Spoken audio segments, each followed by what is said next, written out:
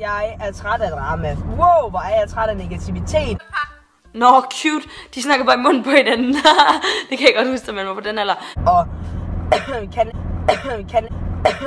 kanaler, som kun spreder dårligt om andre, og som ikke laver andet.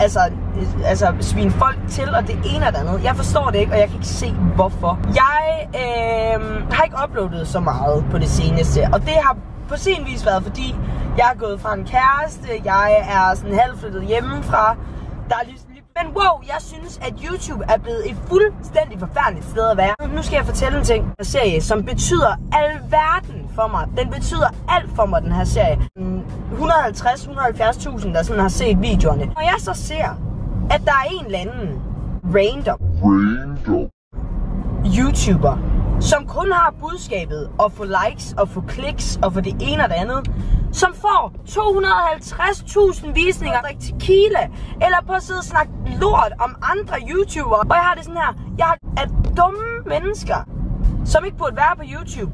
Det er fucking nice, at man bare kan sidde i en seng og snakke med en kop te, og så bare snakke om menstruation og sådan noget, og så tjene kassen på det. Det er faktisk lidt nice, når jeg tænker over det. De der små piger bare fucking nederen. Hej alle sammen, og hjertelig velkommen til den her video. Okay, hvad står der her? Jeg vil jo super gerne selv vinde årets vlogger på mange måder. Men jeg har sådan lidt et princip, der hedder, at jeg ikke vil stemme på mig selv i den her video. Men jeg vil ikke stemme på mig selv. Næste kategori er årets serie, en tur til Kenya.